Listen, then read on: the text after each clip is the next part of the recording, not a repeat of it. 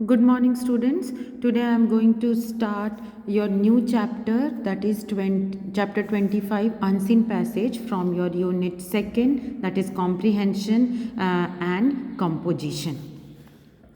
So, first is what is unseen passage. Unseen passage होता क्या है? Unseen passage which are not present in our book. Unseen passage वो होता है जो हमारे बुक में प्रेजेंट नहीं होता है, जिसको हमने नहीं देखा है, that are unseen. In this we have to answer the question with reference to the passage. इसमें उस passage एक passage given होता है and based on that passage some questions are given. उस पर बेस्ड कुछ क्वेश्चन होते हैं. उन क्वेश्चन को हमें आंसर किस में करना होता है?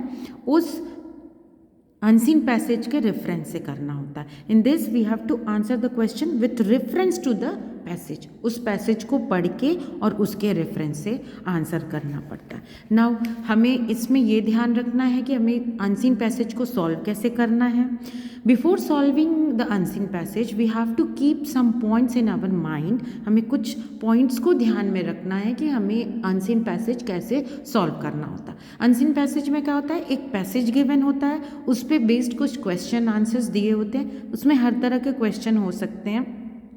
शॉर्ट आंसर्स हो सकते हैं, फिल इन द ब्लैंक्स हो सकता है, मल्टीपल चॉइस क्वेश्चंस हो सकता है. Every type of questions are given and उस अनसीन पैसेज को पढ़ के हमें उन आंसर्स को करना होता है. Now here some points are given जिसको हमें अनसीन पैसेज को सॉल्व करने के पहले ध्यान में रखना चाहिए. These are the passage should be read 2 or 3 times before answering the question. हमें उस पैसेज क्वेश्चन आंसर्स को आंसर करने के पहले पैसेज को 2 to 3 times पढ़ लेना चाहिए. You should answer the question in simple language and in your own language. हमें simple language, you have to use the simple language in and our own language. हम अपने लैंग्वेज में answer को लिख सकते हैं, बट जो आंसर होगा वो उस पैसेज से रिलेटेड होगा. ये नहीं कि अपने वर्ड्स में अपने लैंग्वेज में लिख रहे हैं तो कुछ भी लिख दिया. The student should not give their own opinion but the answer should B based on the given passage. हमें अपना ओपिनियन नहीं डालना है. वो जो आंसर होगा must be based on the unseen passage. Answer should be brief and to the point. Answer जो होगा वो ब्रीफ होगा and point to the point होगा.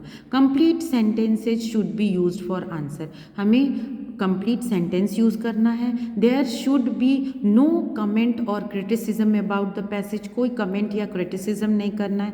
Underline the main points of passage while reading it. जब हमें, ये बहुत important चीज़ है, while reading, here it is given that read the unseen passage 2 to 3 times. तो जब 2 to 3 times पढ़ने का मतलब है कि हम वो अच्छे से समझ जाएंगे. एंड वाइल रीडिंग हमें उसको क्या करना चाहिए? मेन पॉइंट्स को अंडरलाइन करना चाहिए ताकि जब हम आंसर करें तो वो मेन पॉइंट्स हमें दिख जाए. In this way a suitable idea of title may be taken from those points. फिर हमें एवरी अनसीन पैसेज में ये क्वेश्चन आता ही है कि एक सुटेबल आप इसको इसकी एक हेडिंग दे दो. सुटेबल इसके लिए कोई भी टेकन फॉर, तो हम उसके लिए क्या कर सकते हैं? यहाँ से जो अंडरलाइन किया हुआ है इसको पढ़ने में इजी हो जाएगा और हमें एक आइडिया मिल जाएगा उसके लिए कोई भी टाइटल सेलेक्ट करने में. The title should be short. It should be a word और अ फ्रेज. टाइटल कैसा होना चाहिए? टाइटल छोटा होना चाहिए और वर्ड होना चाहिए. फ्रेज में भी हम उसे टाइटल दे सकते हैं. Use some sentence while answering the question in which they are asked. हमें क्वेश्चन में जो सेंटेंसेस दे रखे हैं उसको यूज़ करके आंसर देने को ट्राई करना चाहिए. Revise your answer, correctness of spelling and grammatical mistakes. Answer को ऑलवेज रिवाइज करना है, करेक्ट करना है स्पेलिंग एंड ग्रामेटिकल स्पेलिंग्स को, एंड जो भी ग्रामेटिकल मिस्टेक्स हम लोगों ने किया. ग्रामर से रिलेटेड भी क्वेश्चंस आते हैं क्योंकि in some passage question with 4 alternatives may be given.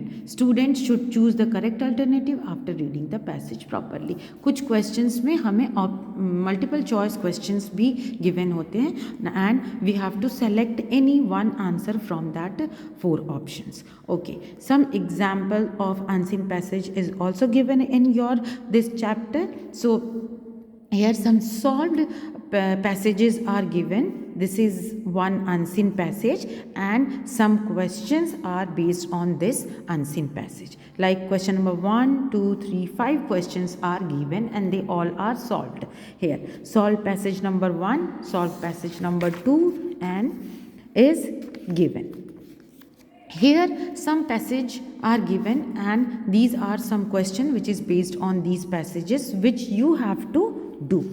I think passage 1, passage 2 and passage 3 is given in this. No, not 3. 6 passages are total given. Now here in passage 4 some question answers are given, not multiple choice question or fill in the blanks is not given. Here the passage of in this passage a poem is given. यहाँ पे एक poem दिया गया हुआ है and उस पे based question है. So कहने का मतलब ये है कि unseen passage में आप किसी स्टोरी के भी का पैसेज हो सकता है, किसी टॉपिक पे पैसेज हो सकता है, किसी पर्सन के ऊपर कोई पैसेज हो सकता है, कोई पोएम को यूज़ कर सकते हैं पैसेज के रूप में and all questions are based on that passage, उस पर ही बेस्ड होगा. एंड उन सारे पैसेजेस को सॉल्व करने के पहले हमें इन सारे पॉइंट्स को ध्यान में रखना होगा. Then we solve that passage very easily. So hope you all understand about how to write a unseen passage. Thank you.